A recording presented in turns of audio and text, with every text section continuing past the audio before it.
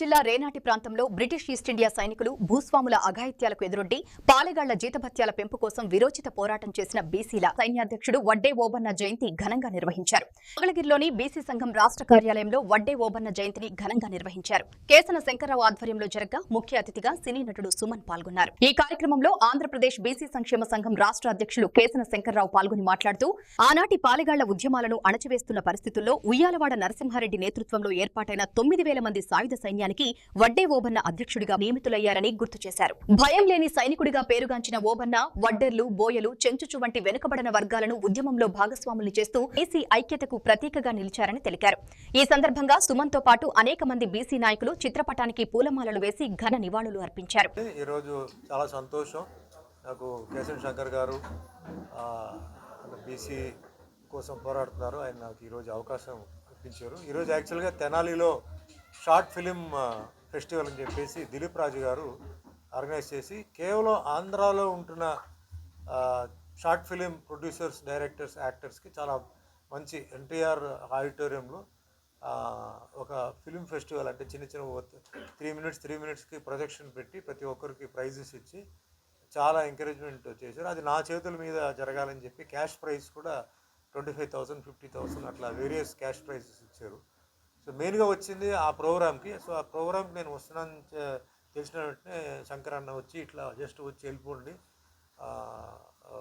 ఇట్లా కార్యక్రమం ఉంది కలవదాం అంటే సరే అని చెప్పి ఈరోజు రావడం జరిగిందండి. ఇప్పుడు చాలా బీసీ మీటింగ్కి వెళ్ళానండి, చెప్పిందే మళ్ళీ చెప్తుంటాను. కానీ ముందు నేనేం చెప్తున్నానంటే ఈరోజు నేను సినిమా ఇండస్ట్రీకి వచ్చి 48 సంవత్సరాలు, అంటే 48వ సంవత్సరం స్టార్ట్ అయిపోయింది. 900 సినిమాలు 11 భాషల్లో జరిగిపోయింది. 100 సినిమాలు తెలుగులో హీరోగా చేశాను, 50 సినిమా తమిళ్లో హీరోగా, 25 సినిమాలు కన్నడలో చేశాను. ఎటువంటి ఒక సపోర్ట్ లేకుండా మీ అందరూ తెలుసు ఇది కేవలం ఒంటరి పోరాటం వచ్చానండి. ఎప్పుడు నేను క్యాస్ట్ కార్డ్ అనేది నేను యూజ్ చేయలే. కానీ ఇక్కడ ఒక విషయం నేను చెప్పాల్సింది ఏంటంటే మన అన్మోల్ విజయ్ ఆయన నాన్నగారు శ్రీరాములు గారు ఫస్ట్ నా దగ్గరకు వచ్చేసి అయ్యా మీతో కొంచెం మాట్లాడాలంటే చెప్పండి అని చెప్తే మీరు మరి బీసీ కమ్యూనిటీ, మరి గౌడ్స్ కమ్యూనిటీ అంటారు కదా, మీరు నిజమా కాదన్న. నిజమే అన్నాను. మరి ఎందుకు చెప్పలేదన్నారు. చెప్పాల్సిన అవసరం ఎందుకు, నా ఉద్దేశం వేరే, నేను నా వృత్తి వేరే, ఇది వేరే అంటే లేదండి మా చాలామంది మేమంతా బీసీ కమ్యూనిటీ వాళ్ళంతా ఉన్నారు, మీలాంటి వాళ్ళు మాకు సపోర్ట్ కావాలి, మీరు ఏదైనా మీకు భయంగా ఉందా అది కానీ నేను ఎవరికి భయపడినండి నేను. కానీ అది వాడుకొని నేను ఏదో ముందుకు వచ్చాయని చెప్పి లేదు, అప్పటికే నేను రికార్డు నేను సృష్టించేసాను, అన్నీ అయిపోయింది.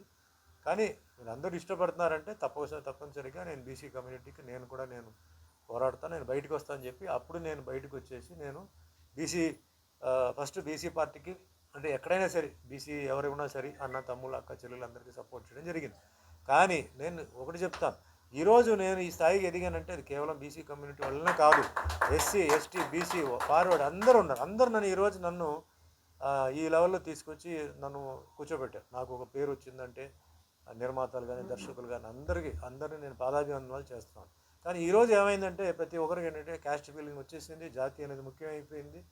అది తప్పులేదు, కానీ అది వాడుకోవాలో ఎక్కడ దాన్ని మాట్లాడాలో అక్కడే ఉండాలి తప్ప అన్నిట్లో మనం చేయలేము. కానీ ఇప్పుడు బీసీ కమ్యూనిటీ చాలా వెనక్కు ఉంది, ముందుకు తీసుకెళ్ళాలి. మన సంఖ్యం చాలా పెద్ద సంఖ్యం అనమాట.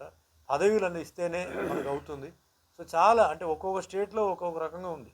సో నేను అంటే నాకున్న అనాలిసిస్ ప్రకారం నేనేం చెప్తానంటే రాజకీయంలో ఉండాలి, వ్యాపారంలో ఉండాలి, సినిమాలో ఉండాలి, క్రీడలు అన్నిట్లో మనం ఉండాలి. మహిళలు ఇప్పుడు చాలామంది మహిళలు ముందుకు వచ్చారు. సో అందరికీ పేరు ధన్యవాదాలు చెప్తున్నాను. మహిళలు బయటికి రావాలి, మీటింగ్ జరిగినప్పుడు మన పవర్ ఏంటో చూపించాలి. అప్పుడే అవతల వాడికి బీసీ కమ్యూనిటీ ఇంతమంది ఉన్నారా అని చెప్పి వాళ్ళు కూడా. మీడియా మిత్రులకి ముందుగా హృదయపూర్వక నమస్కారాలు. ప్రముఖ సినీ నటుడు,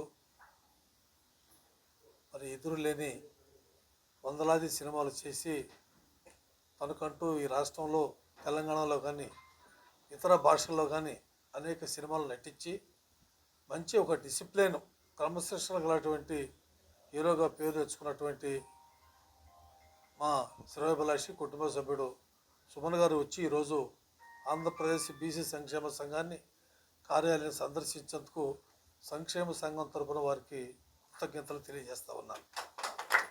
అదేవిధంగా తెనాలిలో ఫిల్మ్ ఫెస్టివల్ పండుగ సందర్భంగా తెనాలి రావటం జరిగింది. వారు నేను నా యొక్క చిన్న కోరిక, మరి మీరు ఇటు తిరిగి ఇక్కడికి వస్తున్నారు కాబట్టి ఒడ్డే ఓబన్న మహనీయుడు, స్వాతంత్ర సమరయోధుడు, పేదలపాటి పెన్నిధి, నిరంతరం కూడా శ్రామికుల కోసం మరి కష్టపడి పనిచేసి మంచి పేరు ప్రఖ్యాతులు గడించినటువంటి ఒడ్డే ఓబన్న గారి గురించి, మరి వారి జీవిత చరిత్ర గురించి మీరు తప్పనిసరిగా ఒక షార్ట్ ఫిల్మ్ తీయాలని చెప్పని వారు నేను కోరటం కూడా జరిగింది.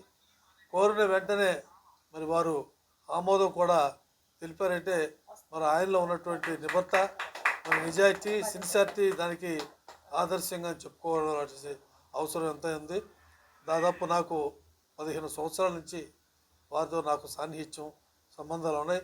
అనేక బీసీ మీటింగులు ఈ గుంటూరు జిల్లాలో పెట్టడం కూడా జరిగింది. ఆంధ్రప్రదేశ్లో అన్ని సభలకి, సమావేశాలకు వచ్చి వారు తన ఉపన్యాసాన్ని బలహీన బడుగు వర్గాల సంక్షేమం కొరకు నేనంటూ ఉండను అని చెప్పని ముందుకు వచ్చినటువంటి వ్యక్తి మరి సుమన్ గారని.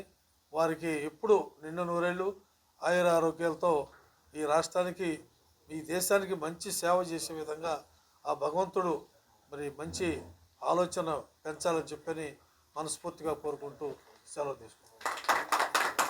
చిన్న సమస్య చెప్పచ్చు సార్. ఏపీ గవర్నమెంట్ ఏపీఐసి తరఫున బీసీలకి ల్యాండ్